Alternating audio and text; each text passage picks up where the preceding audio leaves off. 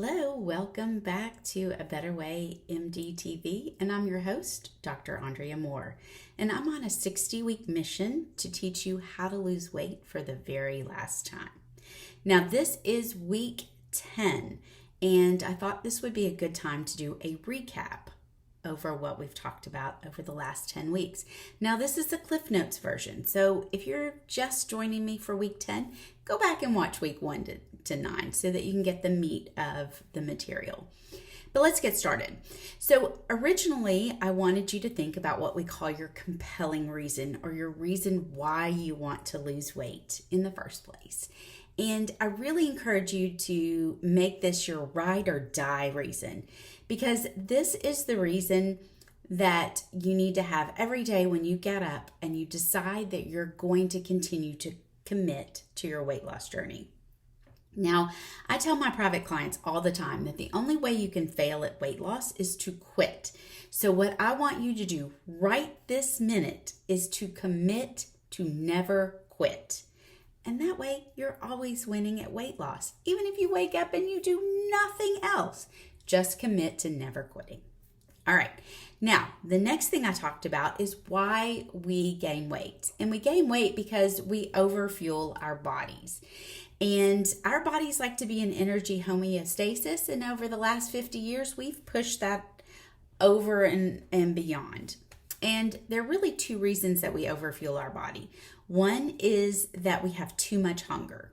And our hunger is generally driven by our hormones. Not completely, but generally driven by hormones.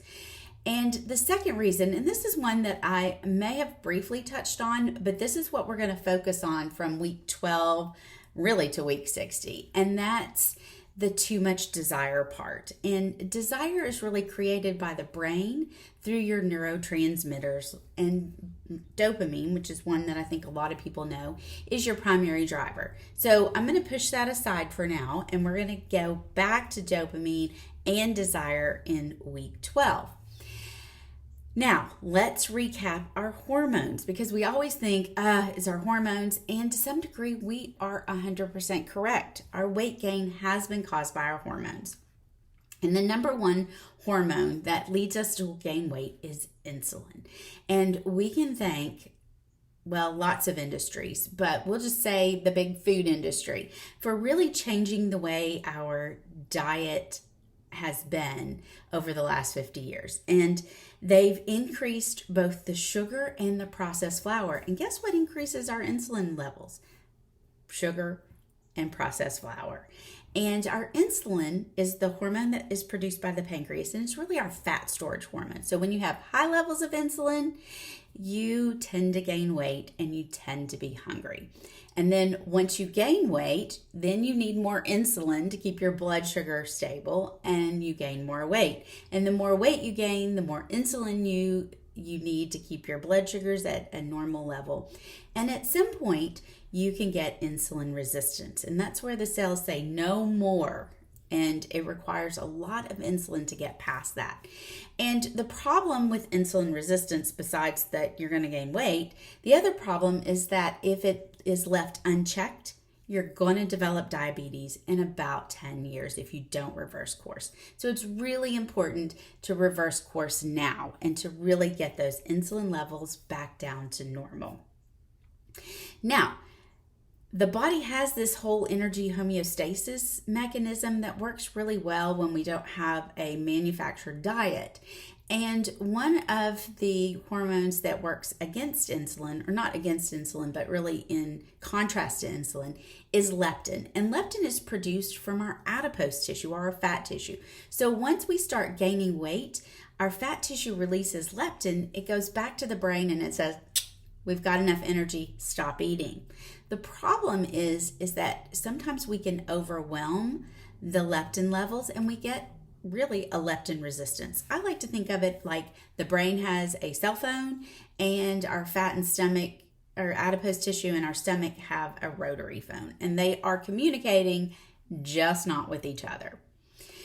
Now, over the last 50 years, we have not just sat around and become overweight and have struggled with obesity. We've also tried to do something about it. And we have had to try to diet the shit out of our weight gain. And guess what? It's not working. If it was working, you wouldn't be sitting here listening to me.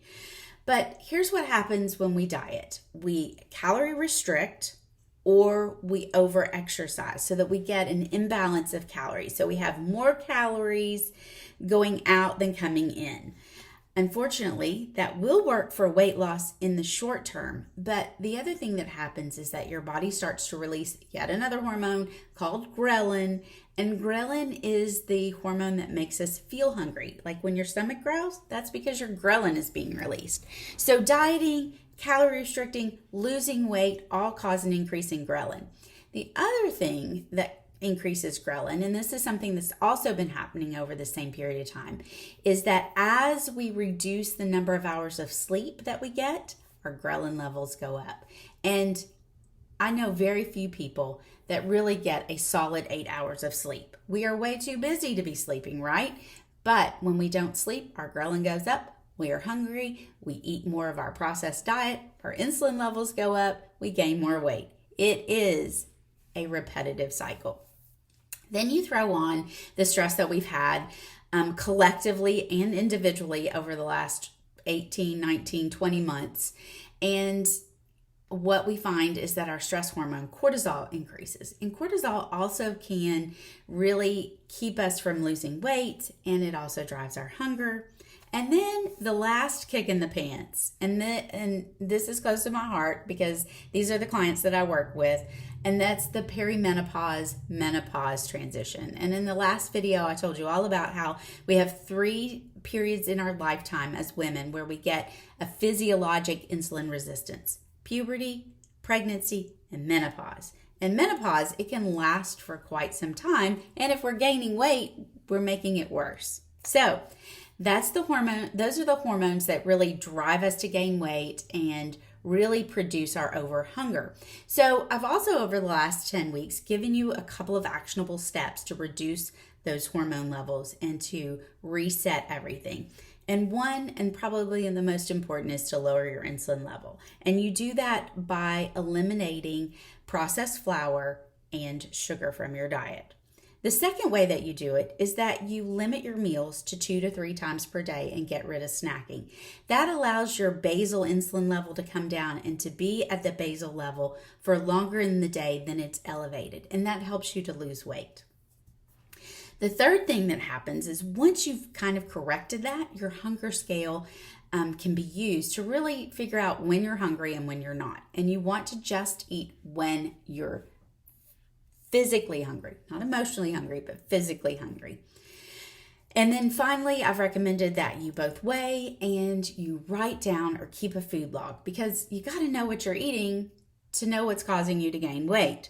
Now, if you do these 5 steps, you will lose weight at least for 4 to 6 months. And this is kind of how the diet industry works too. It's all focused on this over hunger, which is necessary for your initial weight loss.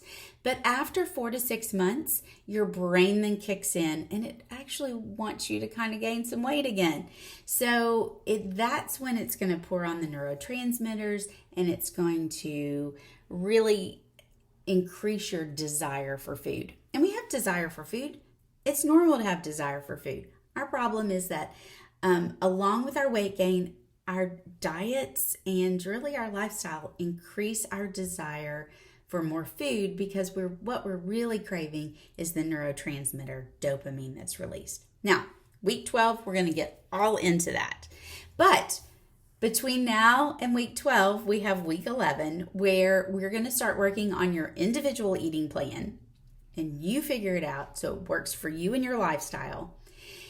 And as I've been promising over the last 5 weeks, on week 11, you have completed 6 weeks of no flour, no sugar, and I'm going to tell you how to add it back into something I like to call an off-plan eating event. But before we can get to the off-plan eating event, we've got to get to the actual planned eating event or your eating plan. Now, In week 11, we're going to go through that. It's going to be a whole lot of fun, and we have to get prepared. And this is your actionable tip this week, besides going back and reviewing the last 10 videos. And what I want you to do is I want you to make a list of all the foods that you will eat. So you make yourself like a little schedule. You do a column for vegetables, a column for protein, fruit, fats, grains, and you list all the foods that you'll eat in there. Now, if you're like me, and I am truly omnivore, so I eat almost everything. What I do is I just put everything but. So there are no vegetables that I won't eat. I'm not crazy about jackfruit, but I will eat it. Under the protein, I don't eat brain. I don't eat glands like thymus. And I am probably never going to put squirrel back in my mouth. And one meat I don't eat is squab, which is the fancy French word for pigeon. I'm not eating a flying rat, for sure. Throw in sea slugs and you kind of rounded out my list of things that I won't eat for protein. Now I won't go through the rest of it, but just get your own list together because only you know what you will eat and what you won't eat. All right, so that's what I have for week 10. I am super excited to start moving into the next phase where I'm really going to help you figure out how to keep the weight off because the last 10 weeks is how you lose weight. Now let's work on how you continue to lose weight and keep it off for good. All right, that's what I got for this week. Take care. Subscribe if you want to by hitting the button below. Leave a comment. Let me know what you want to hear about and what you don't. And I'll see you next week. Take care.